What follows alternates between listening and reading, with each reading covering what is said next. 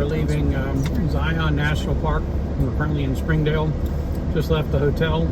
We stayed at a Hampton Inn. Hampton Inn and Suites. Yeah, Hampton Inn Suites. Fabulous. Highly recommend the place in Springdale. Pool, jacuzzi, weight room. Not very big. Probably only has maybe 100 rooms. Great service. Everybody's, really, is really helpful. Great views. Real close to the park. There's a shuttle stop right in front of it. I cannot say enough good things about that.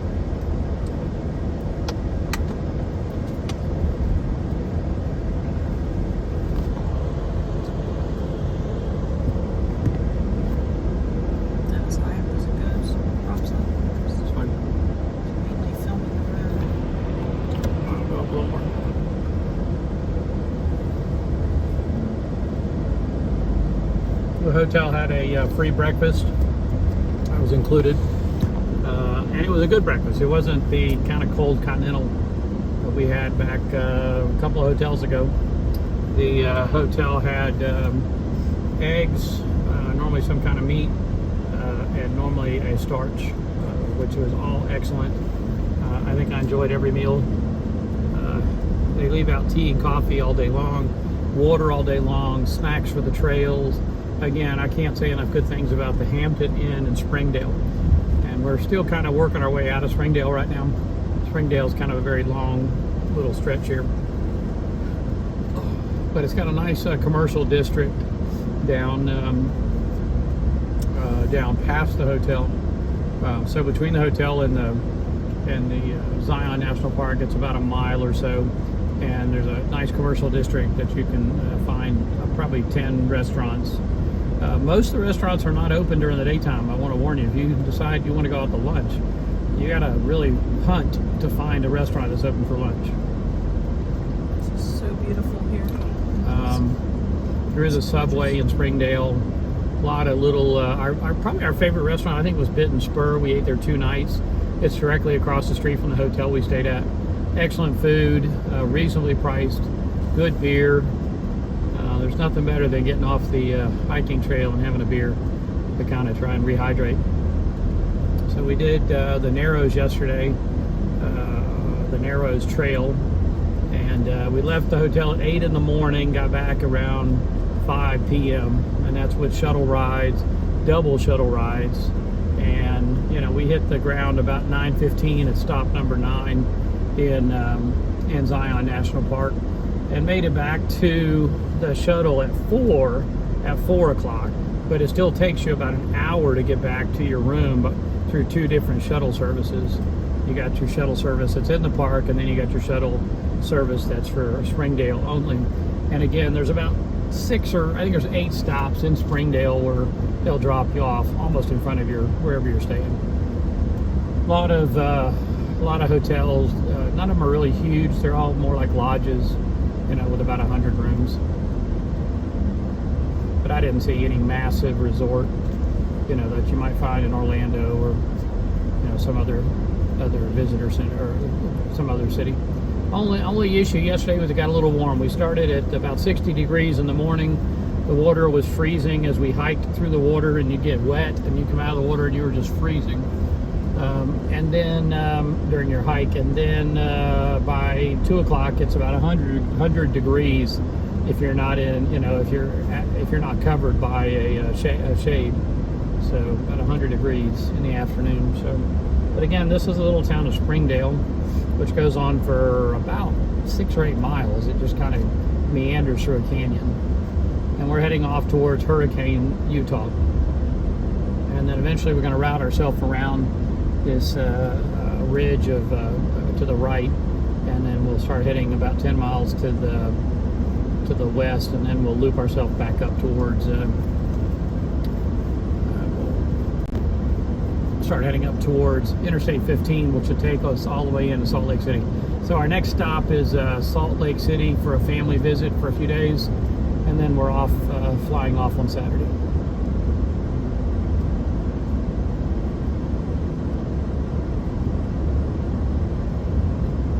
Steers. Big steers.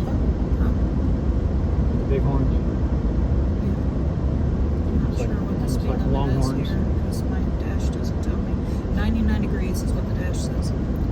dash today says it's 99 degrees, elevation about 6,200 feet.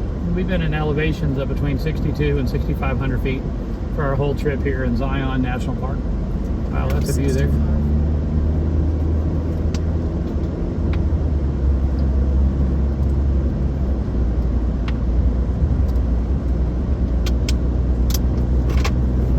Give you a better view here. Not as good on the road. It's massive over there. Those peaks are somewhere between 1,500 and 2,500 feet. So a lot of the peaks that we were experiencing in the valley was about 1,500 feet off our feet. And we changed elevation several times of 300 feet when we went up to the Emerald Pool. So I'll give you the hikes that we did this week. We did 2 days of hiking. Watch out for dancing deer right there. Got another dancing deer sign. All right, so these are the hikes that we did. We did Riverside Trail, Lower Emerald Pools Trail, Middle Emerald Pools Trail, and then the ridiculous, crazy, I can't describe that one. No. We did the Upper Emerald Pools Trail. And just to let you know, It gets harder as you go. Nobody tells you that part. Yeah. But that's a very strenuous hike. You were climbing over boulders. You were using your feet and your hands, to get up and down. You have to be a billy goat. If you're not in really good shape, I would recommend you stay away from the third level, Upper Emerald Pools Trail.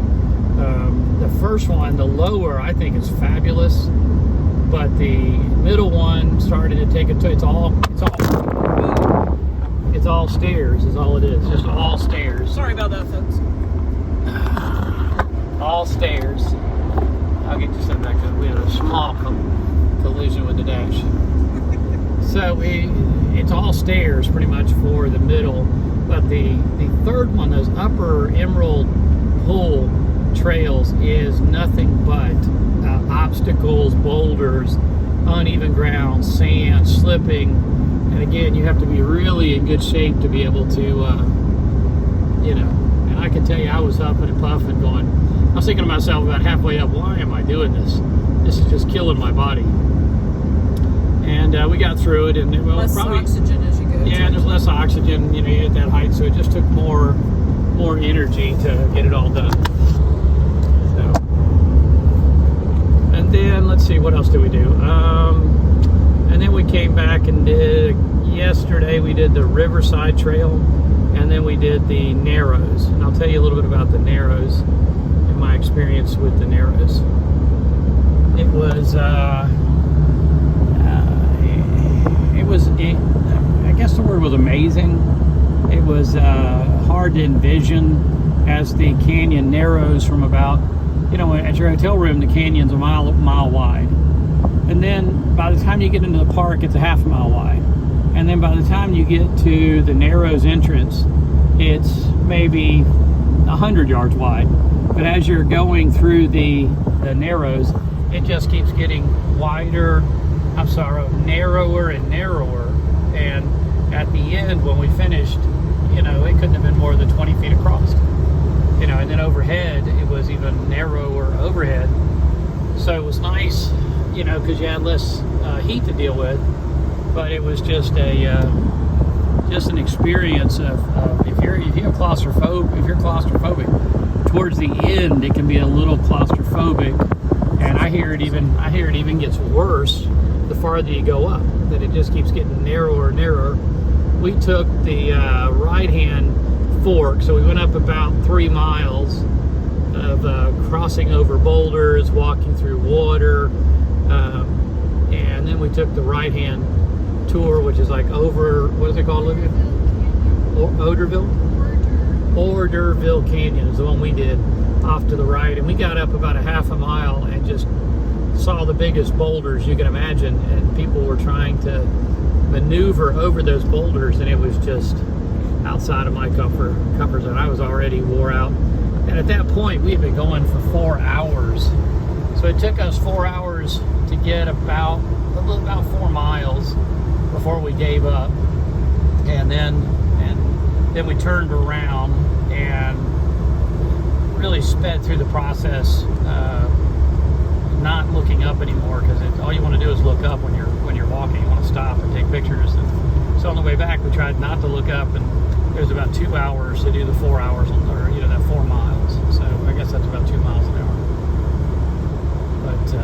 But it was really hot at the end of the day. It was 100 degrees, at the end of the day, 60 degrees in the morning. Water temperature was 60 degrees. So it's the most challenging hike I've ever done. It reminded me a lot of the time that we did Haleakala and came down the 33-mile ride down Haleakala. All right, well, thanks for watching our videos. We're checking out of Springdale, Utah. I say Arizona. Springdale, Utah, heading to Salt Lake City.